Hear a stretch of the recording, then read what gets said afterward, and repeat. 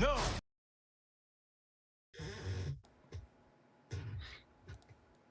And we are live with another episode of the She-Hulk Aftershow. We're here to talk about episode 8. It's the penultimate episode of She-Hulk. This is the show brought to you by the Keeg, where we literally watch She-Hulk right when it drops at midnight Pacific time. And then we're here at 1 a.m. Pacific time to talk about what we just watched. I'm your host, Dimitri Pereira. And we got a cool episode today. It's kind of, we'll get into it. Co-host Paul Lau, everybody, Mr. Plow. Hey, you can trust me. I'm not Josh. Hi, welcome. Josh from She-Hulk. Josh. That's the only villain I know of. Yeah. Well, there's a worst. bunch of villains. So Not who knows? Josh. Yeah. There's if you can see his point of view and defend it, well, I'll see you on Twitter.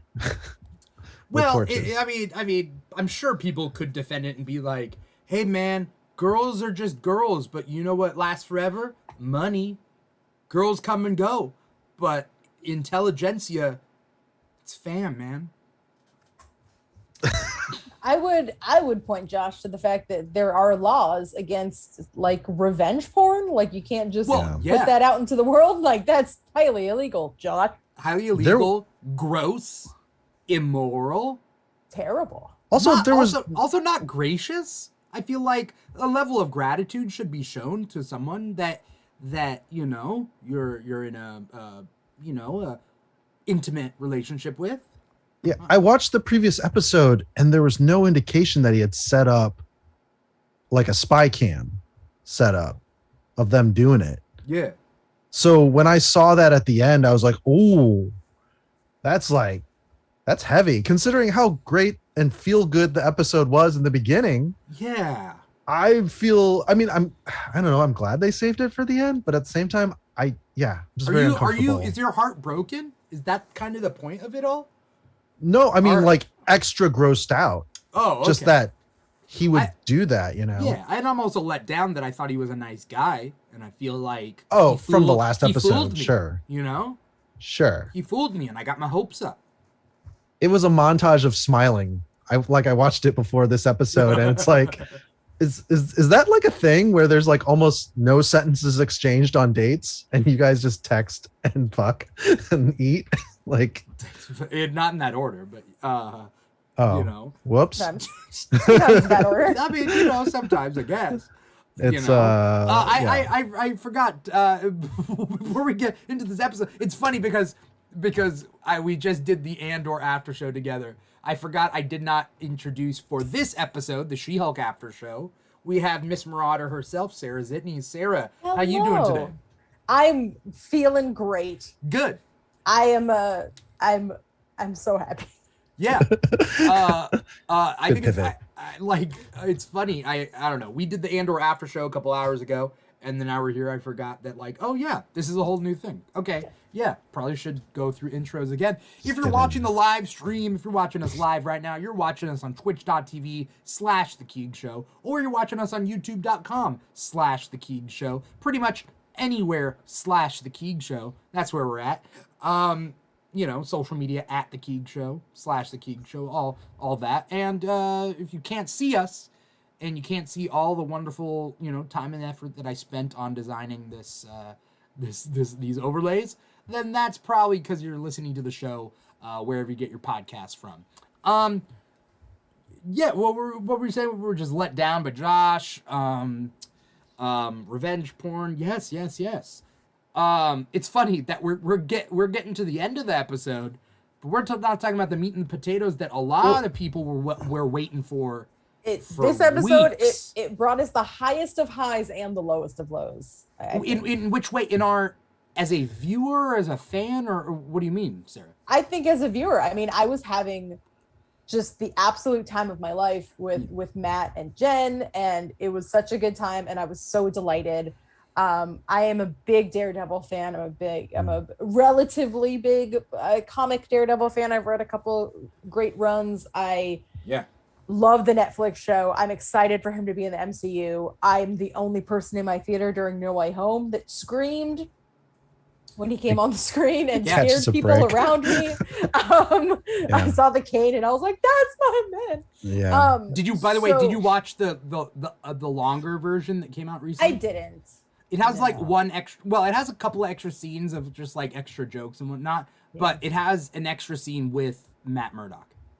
I didn't want to look at that hair again. I wanted to remember him as he was. Why? In my mind, his hair was really bad. That's not his hair. Was it really? No Way Home. I don't know if it's a wig, but that's not what his hair looks like. His hair in this episode is what Matt Murdock's hair looks like. He has kind of scruffly, but it was like very like tightly cut in No Way Home, and his glasses were too small for his face. Does Charlie Cox? Yeah. Does he sound different? Not to me. I think he's less tortured. I think he's just in a good mood. I think so. And the question is that because just the way season 3 ends, where he's like Kingpin goes to jail, right? Like, does he go back to jail? Like, I don't know. I feel like season 3 ends on a good note, and this is him after that. Maybe things have been going good for him. He fights Bullseye. Yeah. By protecting / fighting Wilson Fisk.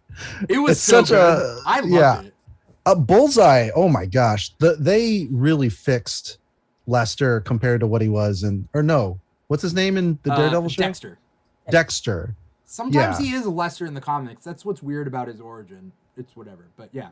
Yeah, he's just like a slimy goon in the comics, and then they gave him the whole dad and killing him with a baseball. Like, I forget, but I want to rewatch season 3 of Daredevil. Yeah, because I've seen 1 and 2 multiple times. I don't know if I told you this, and it sounds bad, but when I was with my ex, season 2 was about to come out, and she's like, I was like, season 2's coming out, and she goes, well, how come we didn't watch season 1 together? And I'm like, oh, I didn't know you would like it, but that's fine. Let's watch season 1. And so I watched season 1 again, but then season 2 came out while we were watching season 1, and she didn't watch as fast as I did. So I watched season 1 on my own and then watch it again with her for the first time. I'm not proud. Did she explicitly say, don't watch season 2 without me? Oh, that's a yes. No, well, I don't know. I could say that she didn't say that because I don't remember those words being strung together in that sentence, but that was the implication. The implication was, let's watch. So kept sticking your finger in the cookie dough, and then there's none left by the time it's time to bake them. That's why I'm single. That's why I'm single. That's a very watching shows like that together is a very sacred thing. It is. A guy that I dated once, we watched True Detective together, but not together. Like we were like live tweeting each other. Like we were just texting each other as we were watching it and like syncing up our TVs. And we binged the entire first season. So it was like 8.5 hours straight of us just texting each other as we watched True Detective. Yeah. Here's a question. What would happen is if you guys, this is totally derailing this after show. What would happen if you both were like, okay, we're going to watch it together, right? Yes, great. And then you guys were like, the pace that you would watch it was different. You get what I'm saying? Like, one of you was like, I can watch 1 episode every 3 days. And the other one's like, I can watch 3 episodes in 1 day. Yeah, I mean, he probably would have just lied to me. Like, he did about everything else. Oh, but it's how important you think it is. If it's like a deal breaker and you're like, don't watch the new episode without me. That was never explicitly said, so maybe I'm off the hook. But no, it was implicitly implied.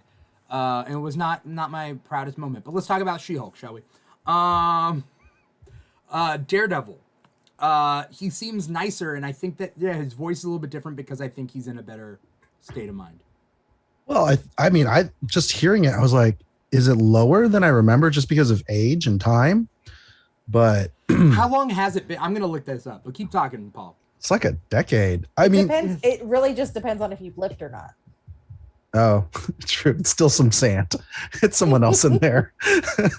I appreciate It came out in it. 2015.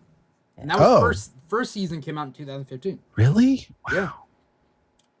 Huh. Holy guacamole. Oh, I'm sorry. How much time in real time? I meant in real time, but also, did he blip? I don't know. Are we ever gonna have they given up on telling us who blipped and who didn't? I thought there was a list. So. I thought there was like a canonical list, though, right? But he wasn't in the MCU then when the list was made. I don't think. Yeah, they did play the Netflix tune in this episode. Yeah. I really liked how there's certain things that stayed the same. So the whole like him being late was hilarious because Netflix Matt is always late and having some shenanigans.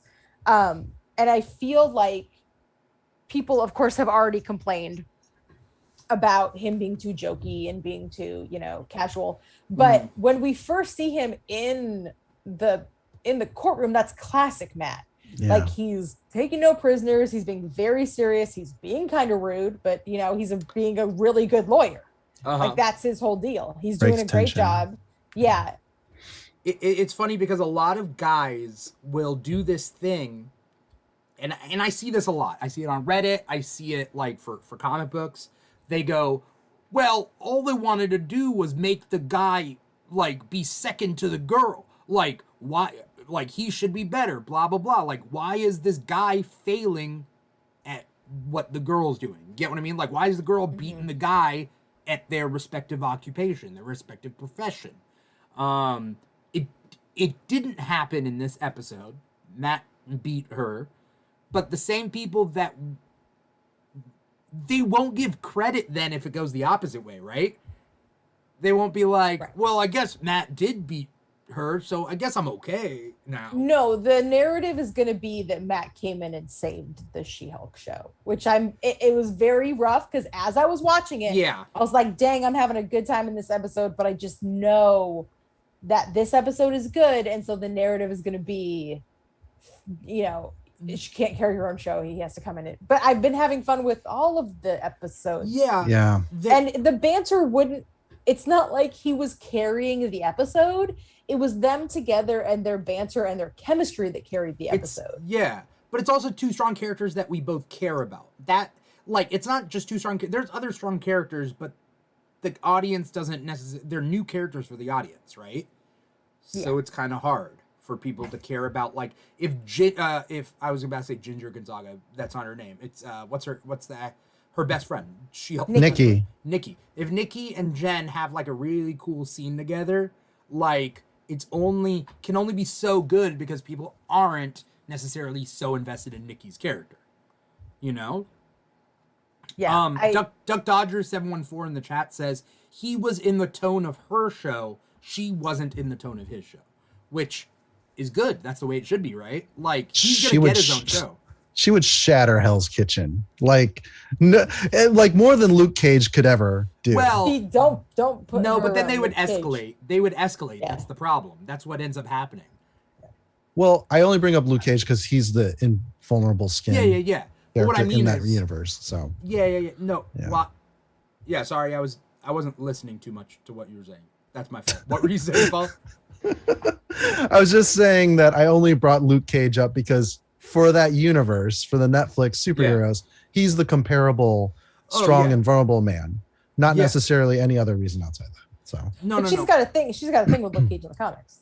Yeah. Well, she has a thing. She tends to have she's a strong, independent female. She can go out and do what she wants. She can sleep with Matt. She can do whatever. Right? Ain't no slut shaming here. Like that's not a thing. But she does. Yeah, she does have a with a lot of the strong characters, like Juggernaut. Yep. Even though that was retconned away, but I think that it still fits. Like, why wouldn't it fit? Yeah. But okay. But she's also slept with Tony Stark, I think, in the comics. But Matt also sleeps with a lot of people. It's like the Olympic Village where everybody's why fucking. You? Who's like, blaming? Why are you? it's the people who are jealous that are like, why isn't she sleeping with me? She's a slut. It's like, or trying to control the whole like I've been seeing a lot of TikToks with like super yoked women, and it's like sexy. And I think there's a lot of insecure guys that are like, uh-oh, am I low key gay?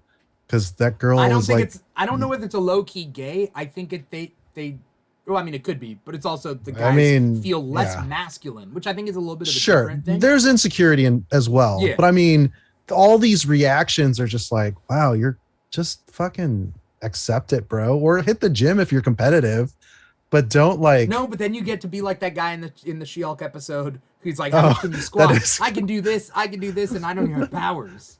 Look, he's stupid, but he's not. I don't know. You're right. It's still like a negative net. So fair enough. Yeah. Starts with Frogman. It does start with Frogman. I hate him so much. But it's the whole spoiled rich kid thing. Like, finally. He also looks like Kick-Ass. Mm-hmm. Yeah. The costume is very Kick-Assy. And then actually him lying about the story too was pretty funny. Yeah, I was outnumbered. Those guys were bigger, but they were really scared. Yeah. he calls out his fighting moves like in Street Fighter, and he like hammers a guy's toe. It's very pathetic. His foot, though, right? Yeah. And then he's like, "That's my signature move." I'm like, "That's not a good signature move. That's a bad move." And the whole episode, he's trying to theme everything frog related. So, like, that's why the henchmen don't have guns. They have crossbows. Because of the poison dart frogs. He says that they want to call them, like, frog babies. And he's like, aren't those tadpoles? He's like, yeah, man, he doesn't even know what they're called. Yeah. Ribbit and Ribbit. And his Ribbit, warehouse. Ribbit. That, I will say, Ribbit. Fantastic tagline.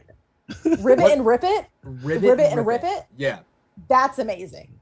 That's great. Everything else. That's like a 90s like shopping. Ecto Cooler commercial. Like Smack'ems could be saying that.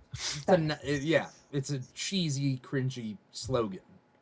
And lily pad in big letters. Giant letters. It's not even in a big city.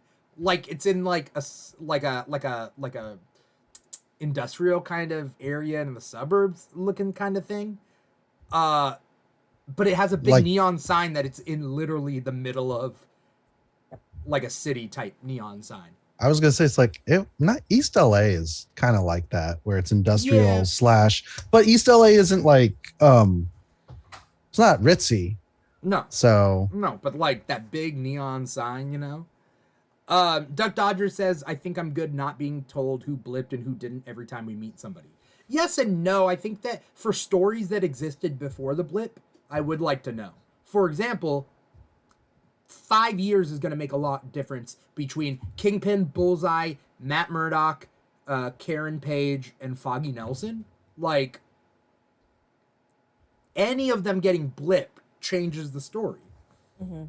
You know? For 5 years. I mean, I'm assuming that there's things because he talks to her about, we have our own practice and we do a lot of pro bono stuff. It's like, okay, so I'm assuming that Foggy is still in the picture and hopefully Karen.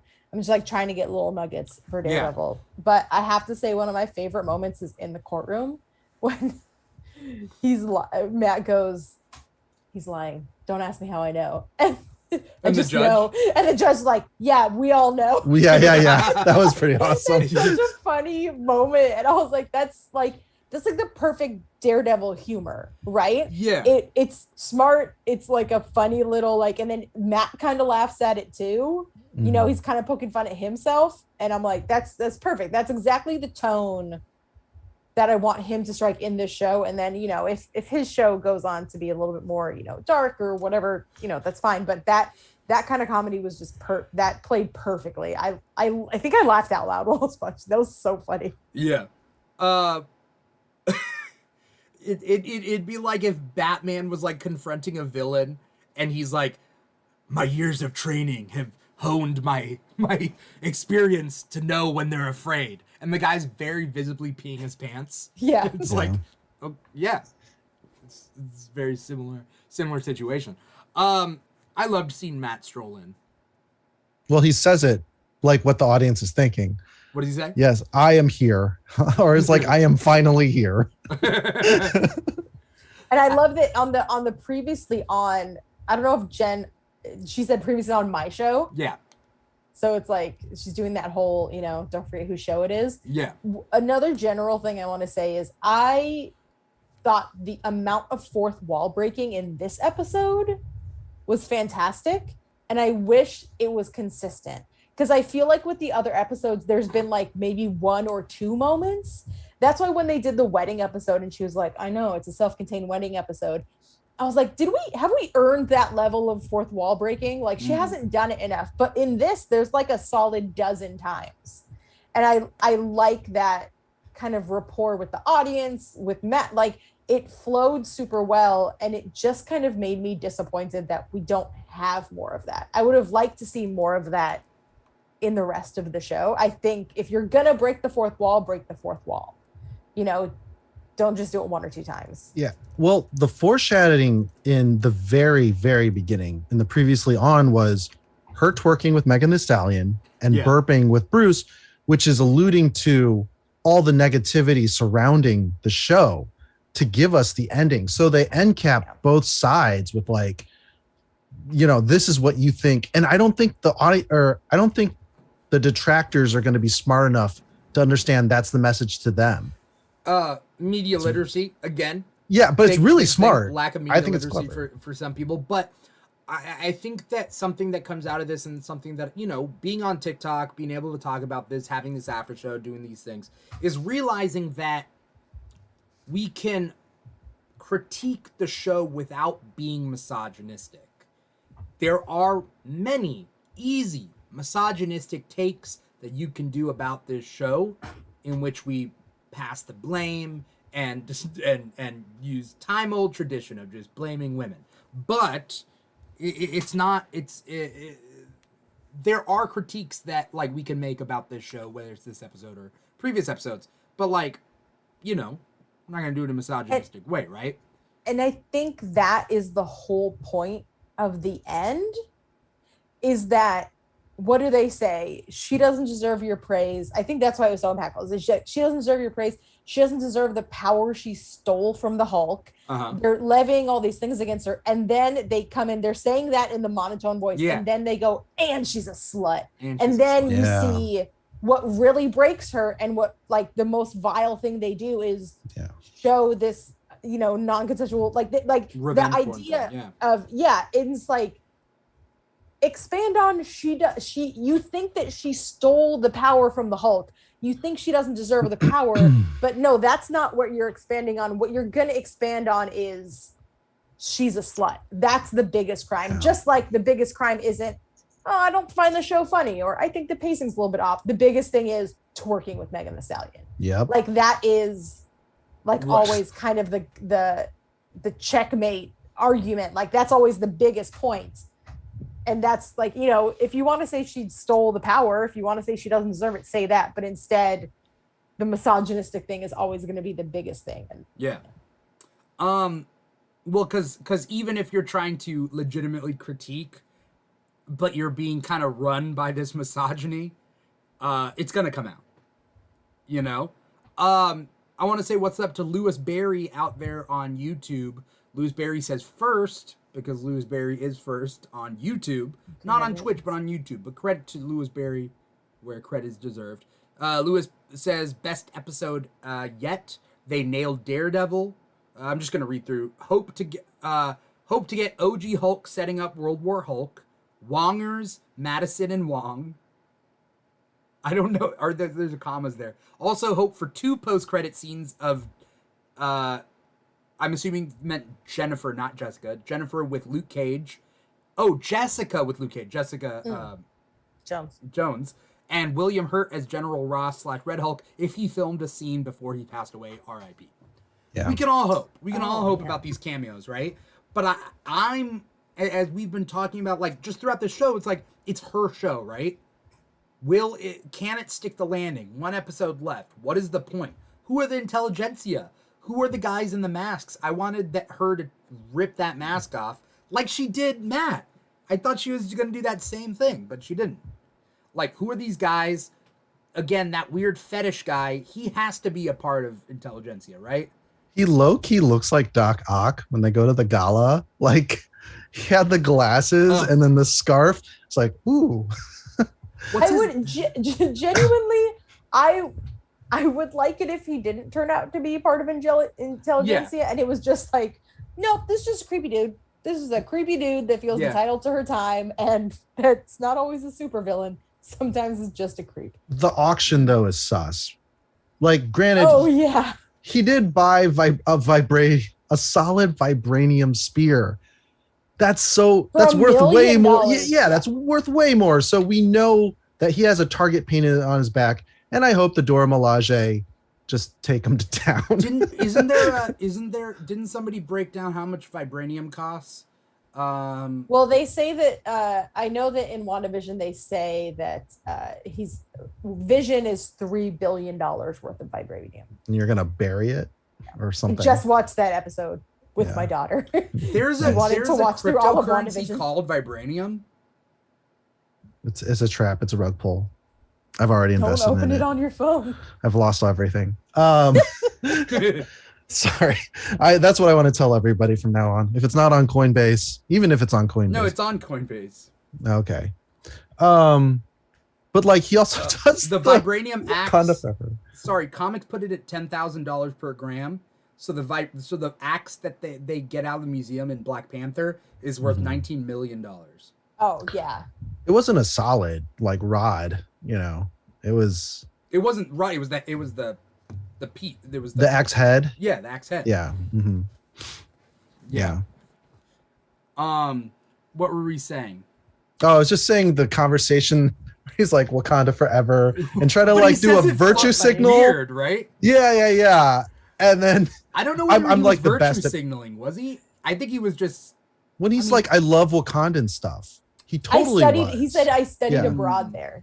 Yeah, I studied abroad. How do you study abroad at a hidden? I don't think Wakanda. It would have been only open for. Well, it doesn't even mean it's open borders, right? They had an invisible. They went public. Dome. They went public in 2018, and then or 2017 or 2018. Yeah. And then, but they didn't. I doubt they opened their borders, especially to that guy. Yeah. Maybe he's such a tool. Yeah. Such a tool. So funny. Maybe after the attack, they just didn't have sufficient border security. No, they would have. They would have just killed him. Like, come on. No, that missionary. Yeah. These are the West Indies. Ouija VR says if he really loved Wakanda, he'd return the spear to them. Well, yeah, but I mean. No, he's a tool. Yeah. But he's a tool. Exactly. Massive dish, bro. He also calls her babe, I think. Yeah. Yeah. Just terrible. I mean, it's just so annoying. I'm like, maybe he just sucks. Jennifer and Matt romantically are super cute, and I'm not saying they're end game, but it's nice to see both of them Infinity happy. War? No. Sorry. Both of them happy. You know what I mean? Yeah. They're just having a good time. But and like, I'm so happy for in them. a cute way, so happy right? for both of them. Yeah. It was adorable. You guys know that when I watch things that I'm going to talk about later, I take notes. I have a lot of notes about how much I'm enjoying the show. And then in all caps, I wrote, they are so cute. And then in all caps, larger text, oh my God, underlined like 7 times. So they are so cute was them sitting together talking on the neon. And then God was when they did the shoulder, that that classic maneuver. Just the chemistry and the rapport that they have is just so good. Yeah. I don't know how, I mean, I'm sure people will find a way, but people are going to complain about the fact that they hooked up. But it would have been weird for them not to. For me, like after like the chemistry that they had and how they were getting along, I think if they didn't hook up, it would have been weird. The Apple Teeny So like he knows, right? That What? not he knows. He knows Yeah, that everybody knows. I guess appletini are green. I don't know. It's just like very. Why? What was the Appletini? Oh no, that's right. He had his sight before he lost it in an accident. My bad. Because I think about like blind people who are born blind. Yeah. They, they don't don't have know a the concept of color, and Yeah. they don't see black. They don't see anything. So it's just senses. But yeah, sorry, I had to rewind it back and. But what's the thing about the Appletini? No, never mind. What happens Just- in the I think show? He just gets it for her because it's green. Yeah, it's just It's just green a and cute red, thing. and then she like Oh. smells it, stuff. But I just Yeah. figured like it's either the go-to thing or is that her second drink and he can smell what she was drinking earlier. no, it's just green, just to say hi. We were in court today. Oh, okay. Sorry, I brought it up, and then I was like, oh yeah, no, your Matt Murdock's better. Yeah, no, your Matt Murdock's better. It's- the stunts Sarah- were really good too, though. By the way, Yeah, I mean, part of it was CG though. Like you could tell when it cut from Daredevil CG versus to Daredevil in person. oh, I mean, sure. I don't know. I was entertained No, just I to was too. see these two. Like, I like the flipping. I like how he's not stunned by her earthquake pound. Like he just hops on the car. He's like The earthquake pound, yeah, but he was stunned by the clap. that part. I was like, oh, is he just like done for the show? Because that's It's like, like ah! that's like getting a cold spoon hit right in the dick. Like I don't. You're right. It's Would the worse. temperature of the spoon make a difference? Why? Yeah. It could stick. I don't know. Oh, just a bear dick then is the Yeah. analogy. Yeah. Okay. A bear dick You said it could stick. stick to a bear If it's like dick? Sub-Zero metal spoon, like a polar bear. and then you just bam, just bap right on the, I'm joking. on the Ow, shaft, ow. yeah. Oh.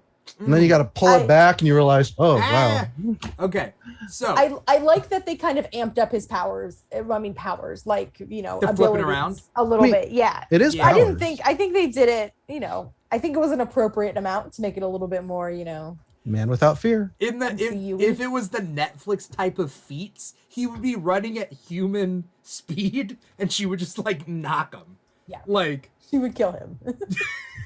well, she Well, and- almost did. She threw a car at him. I don't know. In You front can't of just- him. Was it on purposely? Purposely in front of him? Yeah, I don't think Jen knew. She wasn't like full rage. Well, she's also never been in combat before, right? No. Proper combat. She's Okay, fought I was gonna say the Titania. wrecking crew and Yeah, Titania. but that's So and then Titania, right? But like, she hasn't been in like a big Twice. super fight, right? Titania twice. Titania. So I don't know. What do you guys think out there? Was she throwing the car at Daredevil or purposely overshooting it? I think it was overshot because we've seen her throw rocks with Bruce, so Oh, she definitely could have, ugh. killed him several times over. He just Sorry. like splits in half. He's just that car would Yeah. have just like And then she does like a fourth wall break where she's like, "Is this gritty enough for you?" yeah. Zack Snyder. Scene.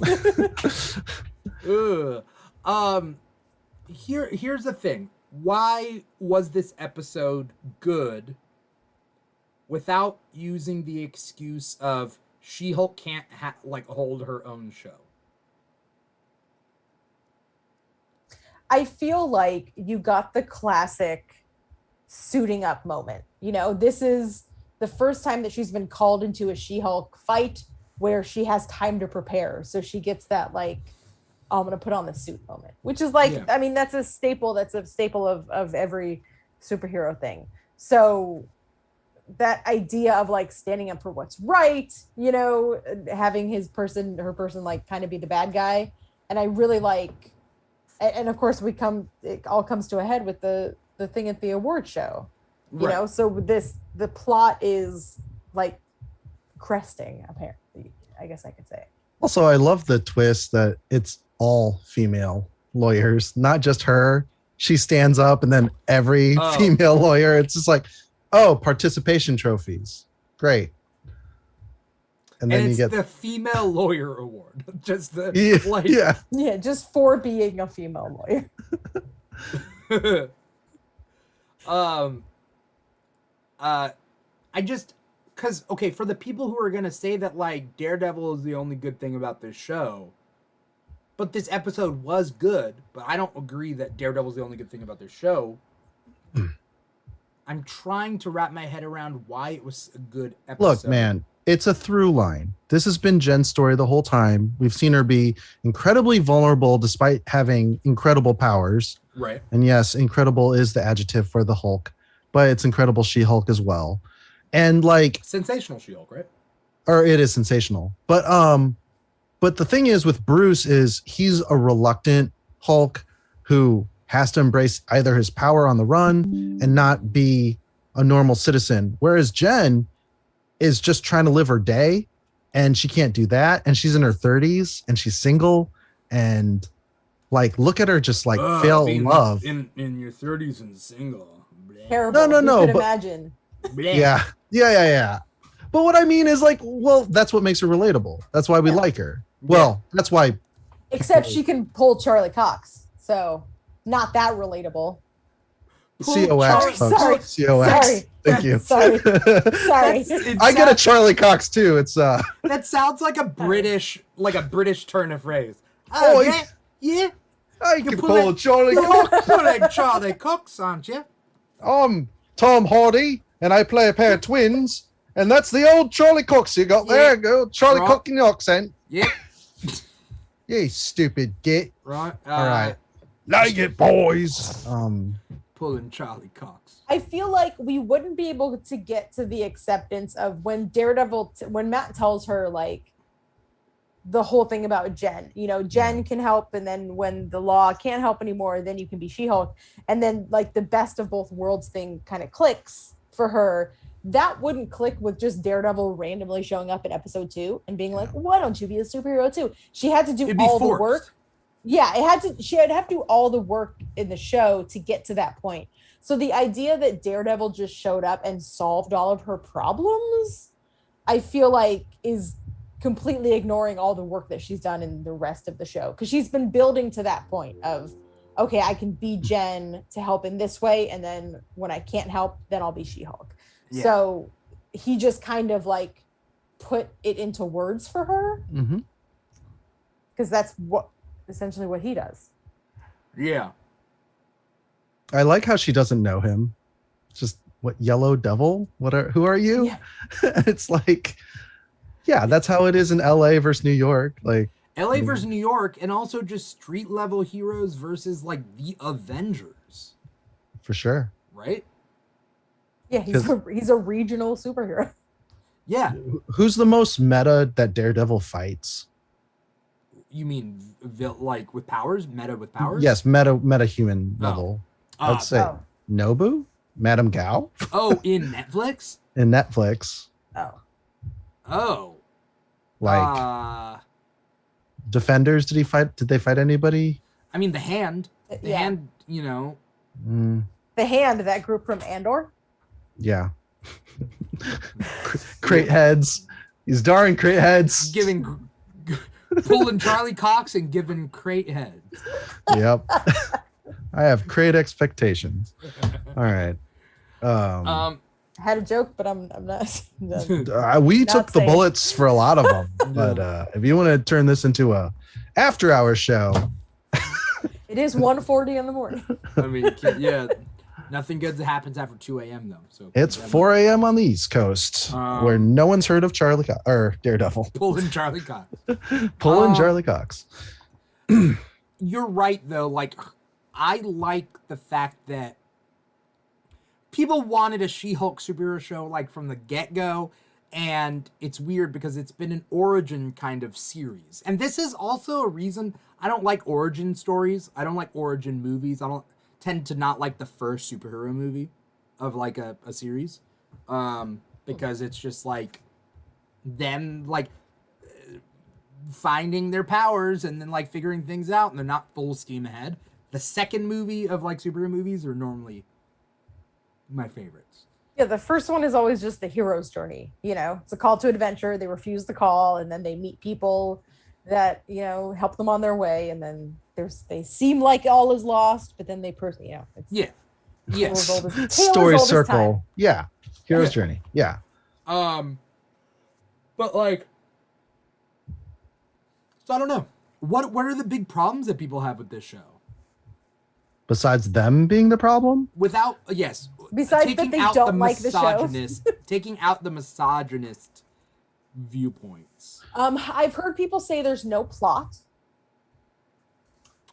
I mean, there's individual plots in each episode, but I think that people are rightfully so, like, in the way that if they want a continued through line throughout the whole thing, like, it's like, where is it going?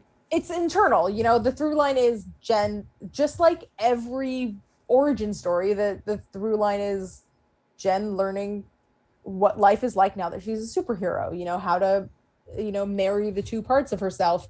I've also heard people say there's no character development, which is hilarious because that's the plot. The plot is the character development. Yeah. I had a very heated argument with someone that was saying conflict is not character development, because I was like, well, it's an internal conflict of she wants to just be Jen, but she has to embrace the She-Hulk side sometimes. And they're like, conflict isn't character development. And I was like, what?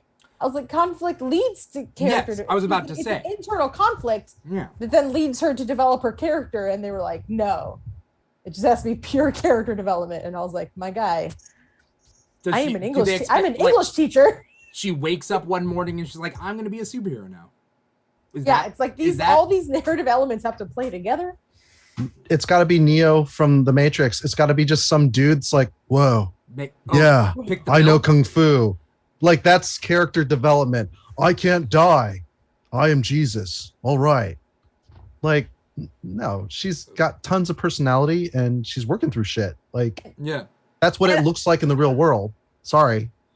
You can see the complaint also of, like, we have one episode left. Do we have one episode left or two episodes? 9. She says it. She breaks the fourth wall. Yeah. We have one episode left to figure out who the bad guys are and what the plan was and wrap all that up. But if we're being honest about the Disney Plus shows, that's always how we feel going into the last episode is, wow, there's a lot to wrap up in this last episode. How are they going to, pull that off? So that's literally the problem with all of the Disney Plus shows. So I think it's unfair to, Well, this one's I'm sorry, it's not unfair to say that about She-Hulk because it is true. Yeah. But it's not a unique problem. Yeah. But this feels like a show. It doesn't feel like a movie. And I think it's the fastest origin story, right? We've gotten from phase 4. In episode 1. Like, everything happens in episode 1, you mean? Well, just in general, where, like, what's the word? Yeah, I guess. Because I was trying to think of, like, Shang-Chi, how fast that origin was. But actually, they keep doing flashbacks. So that was pretty quick. Eternals, the whole thing is just like, I don't know. And then as far as the Marvel shows, it's...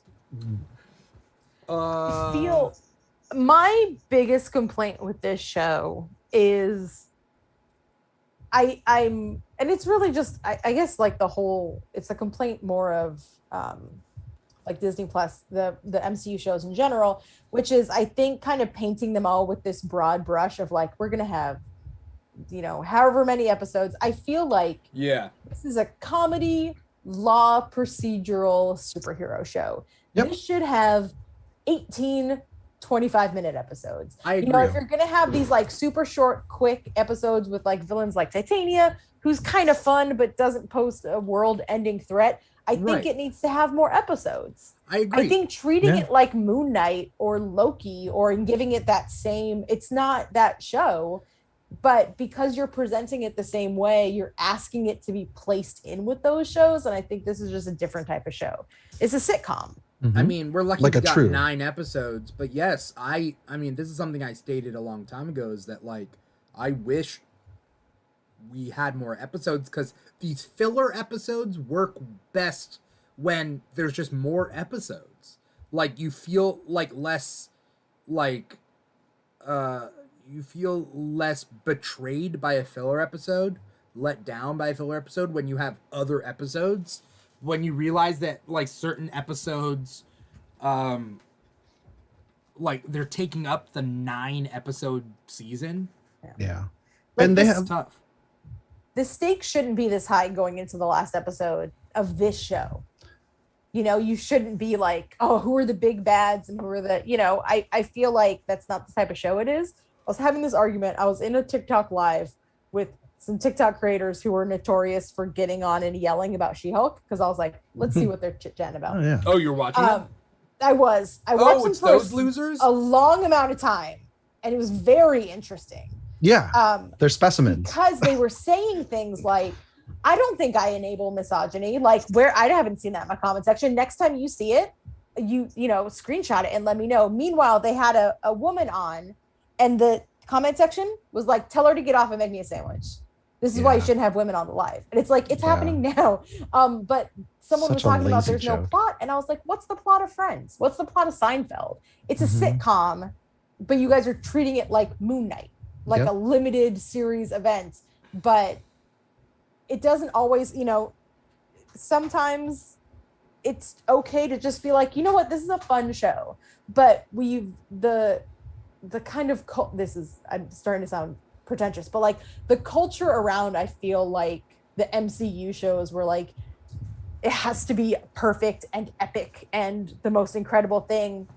It's like, they're never going to branch out if they don't take a risk and branch out with a different type of show. You're going to get 800 Captain America clones, you know, like, let's just watch Winter Soldier over and over again. For the end of time.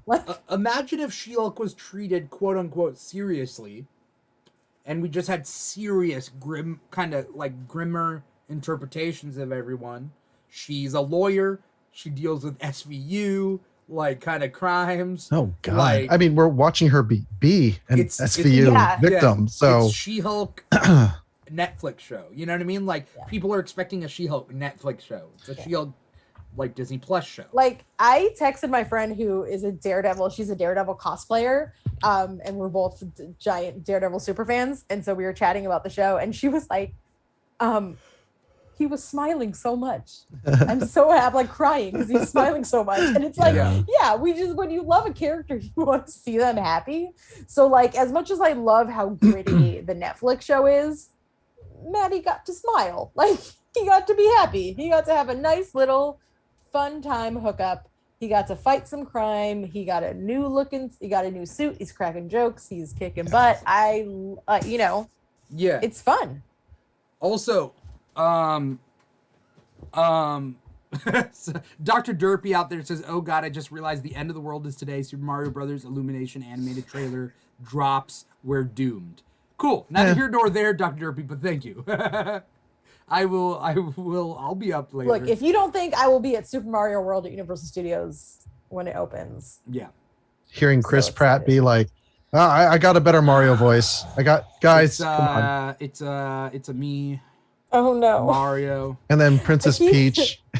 Every time I just keep hearing Anya Taylor-Joy is Princess Peach. That clip from Abbott Elementary where he's like, weird. Why do I have to see Chris Pratt and everything? With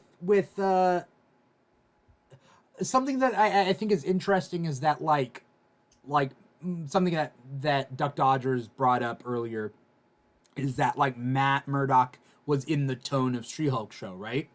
And it makes me think how like life isn't just one genre, like our own personal individual life, right? Sure, we're not superheroes, so we don't get that superhero genre, right? And science fiction, not really. Fantasy, not really. But when we're talking about like drama, comedy, romance, like there are different aspects to us personally and the people we interact with that elicit that genre, right? If you're on a good date, let's just say maybe it's a romance. Maybe your life is a romance in that moment. Does it mean your whole life is like a romantic comedy? No. But in that moment, it is. So if someone was to do a TV show or an episode or a movie or whatever on your life at that moment, that's that. So like Matt Murdock, sure, when he's dealing with Vincent D'Onofrio's Kingpin, things are going to be a little bit darker, a little more sad and depressing. Even his allies like Stick. What a bastard. Right. So terrible. He can call him Maddie all he wants, but that one-armed asshole can burn in hell. Every time Maddie.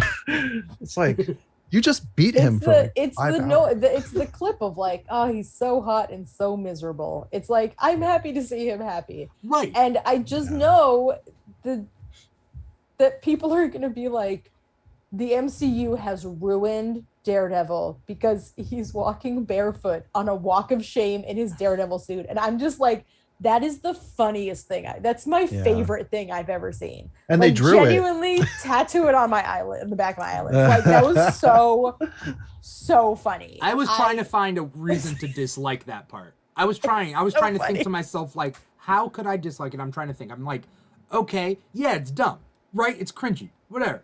Wait, but like, can someone attack him? Why would he go out during the daytime? Why is he? Could someone attack? But then nobody's gonna attack him. He's in LA also. Yeah.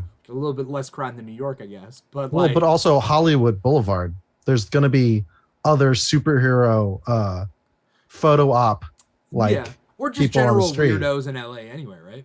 Yeah, totally. I just the visual, I feel like maybe this is a thing that only women will enjoy as much, but the visual of him carrying his shoes was so funny. Like, it was just and I feel like people are gonna be like, they emasculated him, or they blah blah blah, making him into a joke, and I'm like, it's fantastic. But here's the thing: life is sometimes a joke, and it fits like perfectly in real life. into She-Hulk. Like, why are people taking everything so seriously when life shouldn't even be taken so seriously? Well, you know why. There's a lot of pundits that are trying to make, soy boys, all that stuff, where masculinity is under attack because of all these, effeminate, what we deem male by our definition. Like, that's the id politics, identity politics. That's the problem. It's so interesting because pathetic. It'll be that of like, he's having a walk of shame, carrying his heels in his hand or whatever. Yeah. Whereas like the scene in Daredevil when he kisses Karen for the first time, and it's like in the rain and he's like softly caressing her, I'm like, that's a lot softer than walking home with your shoes in your hand after a night of a hookup. Like, you just are picking and choosing what to be mad about, which I guess we all do. But well, you want to talk about media literacy? People are going like apeshit over the Jeffrey Dahmer show on Netflix, and it's all the worst takes. And they've glorified him, and they're gonna like every crime, true crime story, like junkie. It's like gushing over it, and it's not good. It's not healthy. When I was a kid, I was always like, how do these people who are in prison have fan clubs? Shouldn't they be ipso facto the worst people, right? Like, why would they have any fans? But serial killers have fans. Except on TikTok, these people are outing themselves. Okay. Yeah, I'm a true crime person. I like learning about the stories. Me but too. I listen to the type of podcast that consistently like make fun of the serial killers constantly, and about how dumb they are. Last podcast? Watching people like talk, which is last podcast, on the left, nice, my boys.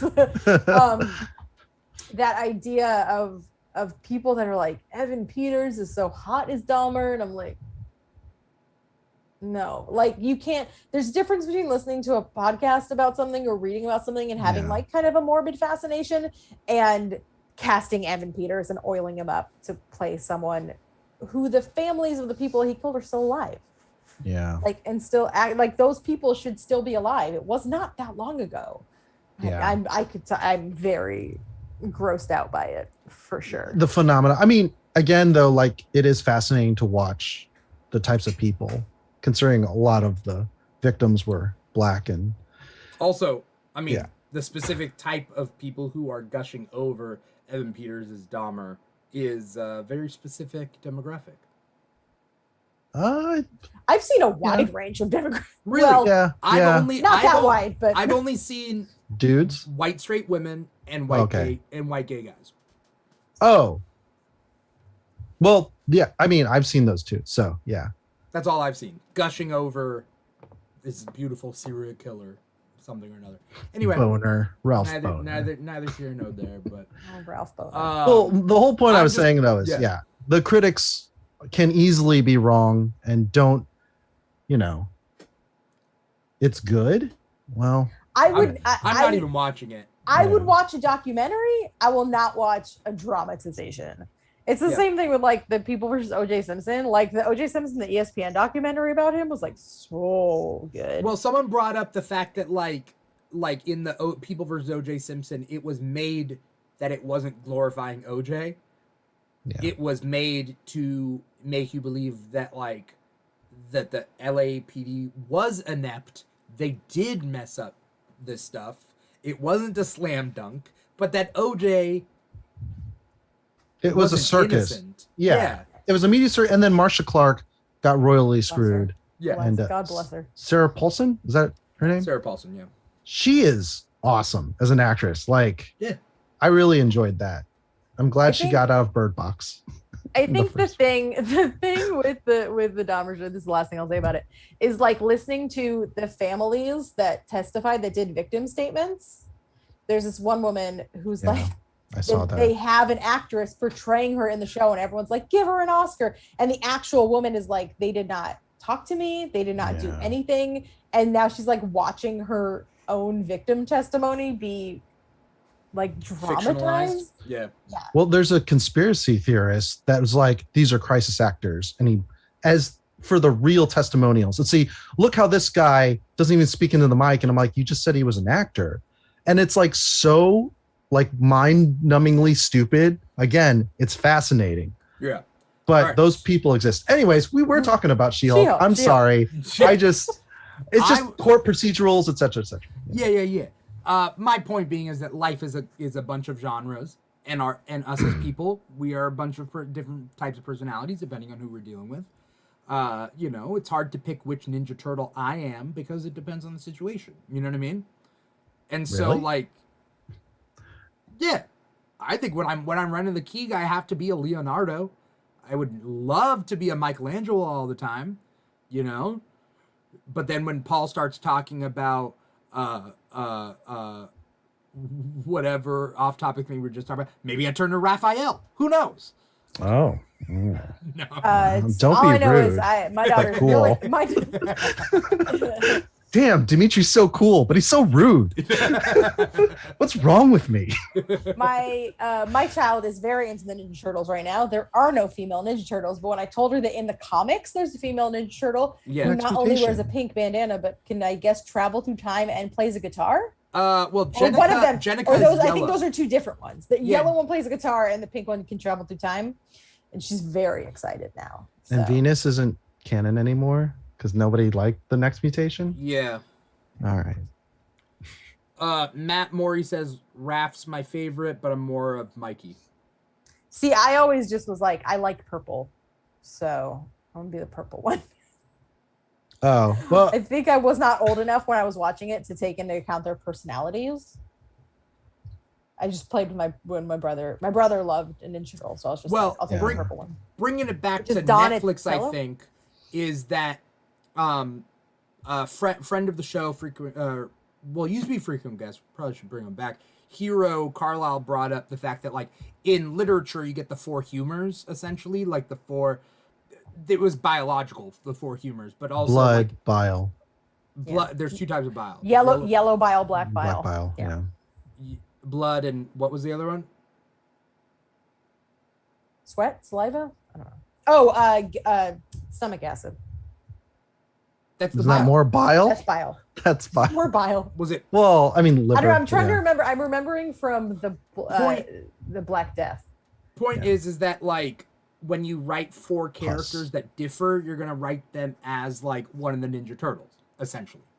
The smart one, the responsible one, the funny one, the angry one, whatever. And so basically when it comes to the Defenders, Netflix's Defenders, where Netflix went wrong is Iron Fist's personality did not fit the key fourth component that they needed. Yeah, Jessica Jones is definitely Raphael. Matt Murdock is the de facto Leo. Actually, some people were saying that Matt is Donatello, Luke is Leo. Does Luke lead? Luke leads a lot in Mhm. that. I don't remember Defenders. He leads Iron Fist around. But Iron Fist should have been Mikey. Is the thing, and that would have made his show better and Defenders better. Is Iron Fist in the comics Mikey though? I don't feel that way. Well, it depends. When one of those characters that are in their own book, they're whatever that book needs them to be, right? But no, I understand that. But when you're in a team book, you're whatever the dynamic needs you to be. But that's when you go, is my suspension of disbelief the fact that this person is forced to take this role? Right. You know, because like regardless of whether it's in the comics or not, that just would have been better in the show. And they could have changed his personality for the Defender show because nobody liked his own show, so it could only go up. Yeah. Point being is if you had a fun character, which would have been Iron Fist, it would have been better. What does it say about me that I was like, Jessica Jones is fun? I was like, no, that's not. But not in the Not really. Not no Michael H. way. Yeah, but Jessica is Raph. Yeah.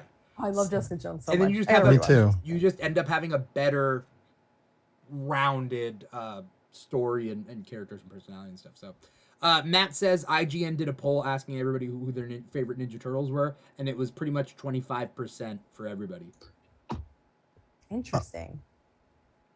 So I don't think it would be 25 for Don.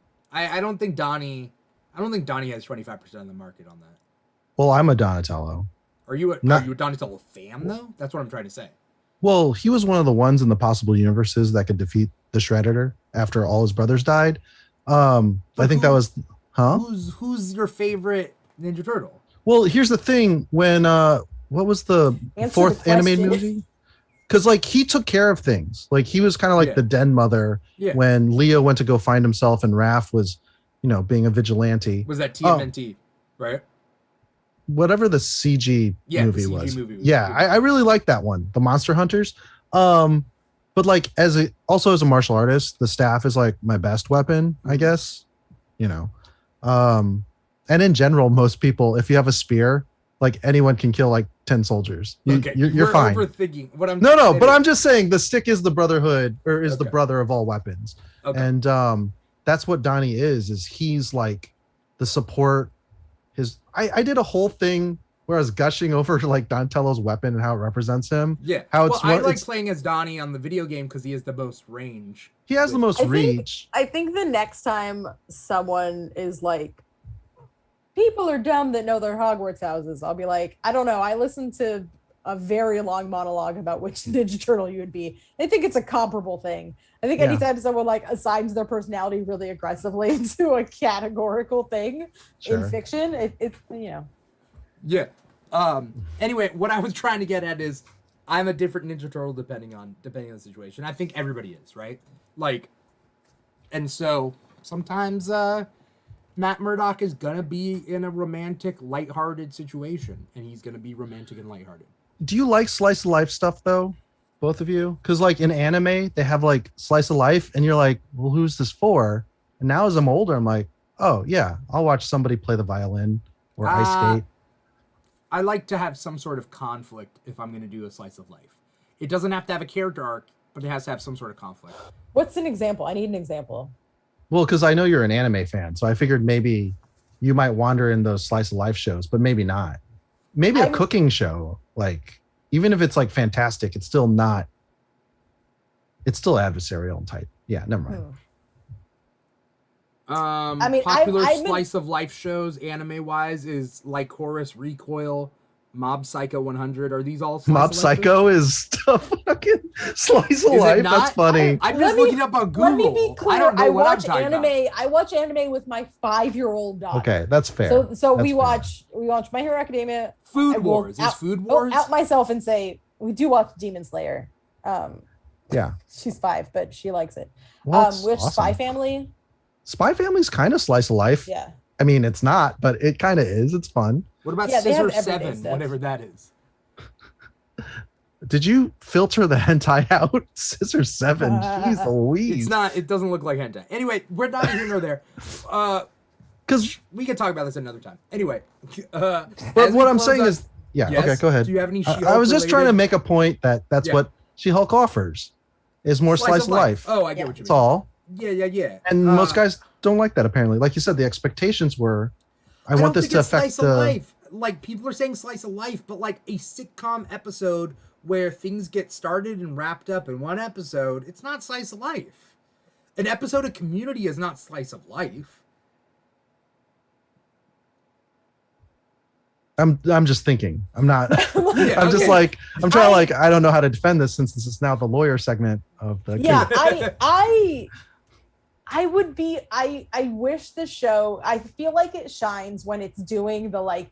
We've got a case to do, then we got a superhero thing to do, and then we're gonna wrap it up with Jen. Like that's multiple plots though. A, B, and little, C. yeah, right. Yeah, we've got maybe something going on with Pug and Nikki. We've got the lawyer stuff. We've got some superhero stuff, and then it doesn't have to. So I feel like the overarching who's intelligentsia.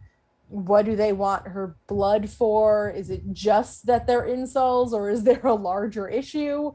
Like, I feel like it's confused on what it wants to do, where it's like it's been kind of poking fun at like the man baby fandom thing that's crying about it, but the way that they used the sex tape in this as like the checkmate of like, we're going to publicly shame you by doing this. It's like, it seems to be just an acceleration and a like a one-upping of the tweet saying, why do we have to make everything a girl version now?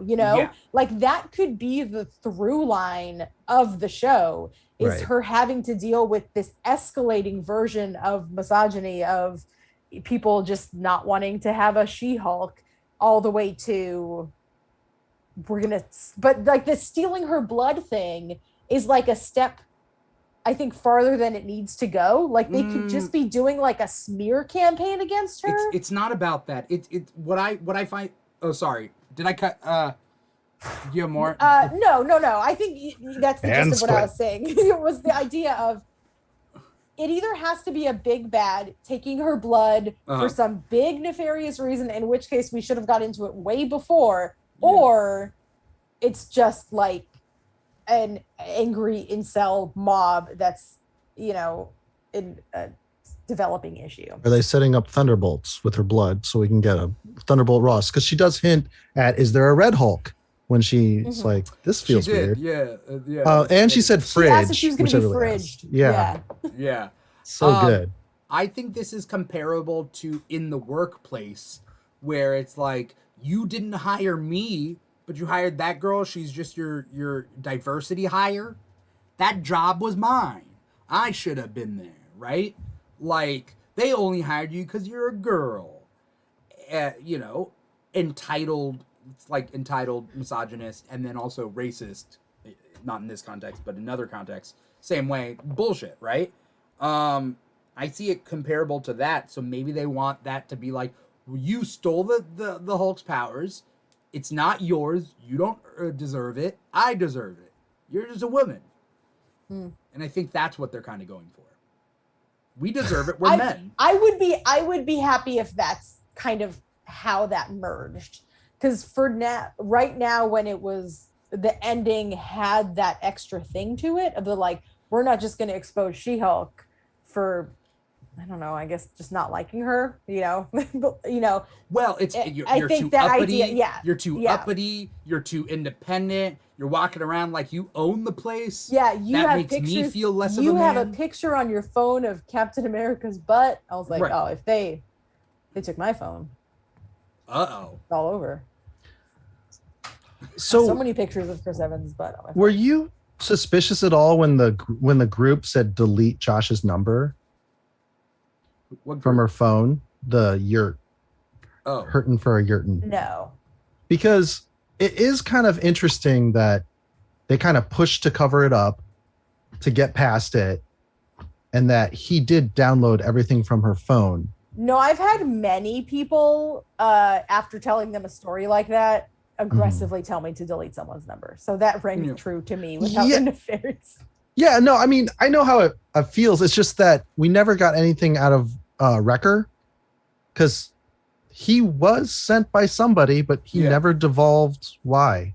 Divulged, but divulged. Yeah, no, he's devolved. Yeah, like divulged. a Jijima. Yeah, because he used up all his charges. All right. I don't know. I think it's one of those things we'll find out next week. But like, I expect Bruce Banner to come back, maybe in post credit then. Yeah. You know. Oh, and I did predict that she would rage, but I didn't know how far she would go. Yeah. In a past episode of this. Yeah, and there's gonna be like, oh, I thought she was so good at controlling her anger. She was. Look at her. She's not like killing those guys. It's so weird that the haters in our world are the same as the haters in hers. I don't think it's weird. I think it's just. I mean, no, that's the point. That's the point. It's very easy. I think it's weird that the haters in our world are the same as the haters in hers and don't realize it. Internalizing any of that critique. Yeah. Oh, again, they're so dumb. Like, I'm sorry. Like, everything's a projection, right? And we're not developed adults, like emotionally developed or aware. So it's myself included. I gotta tell you, I will talk about some other time, but I was on that live for like an hour watching those dudes talk, and it was wild. Bowl of popcorn. As we wrap this up, do we have any quick and final thoughts about what's going to happen in episode 7 or episode 9?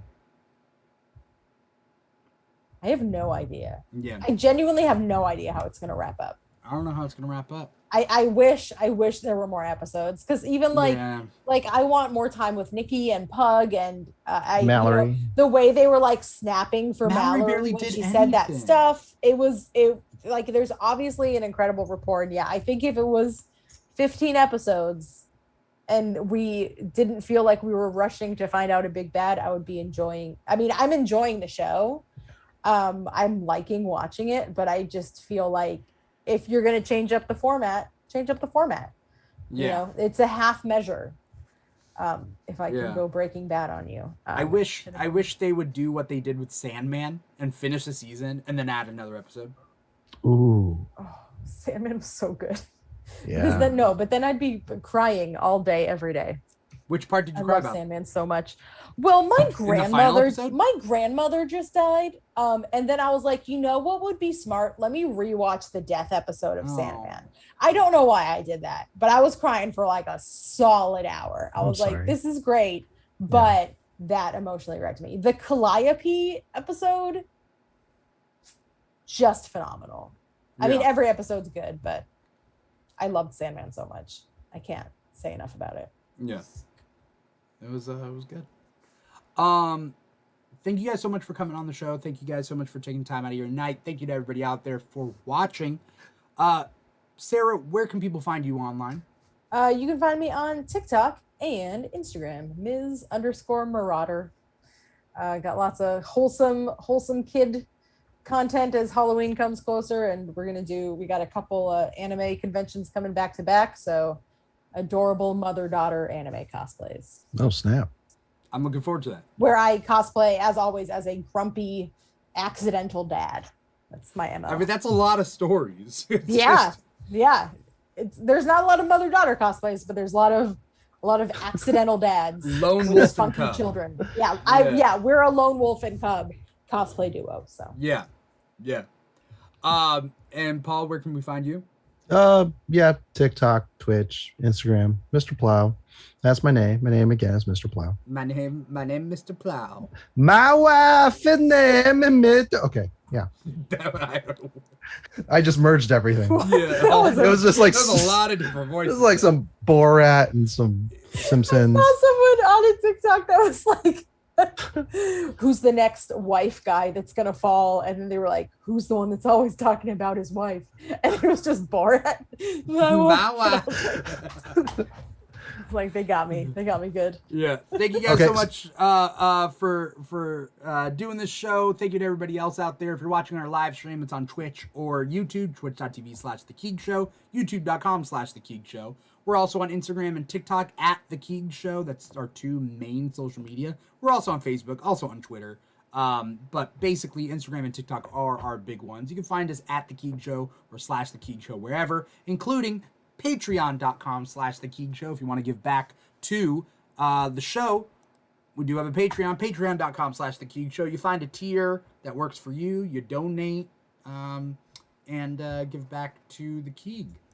But other than that, thank you guys so much for being a part of this whole thing. Once again, I am your host, Dimitri Pereira. This has been the She-Hulk After Show, talking about episode 8. Talk to you later. Bye-bye.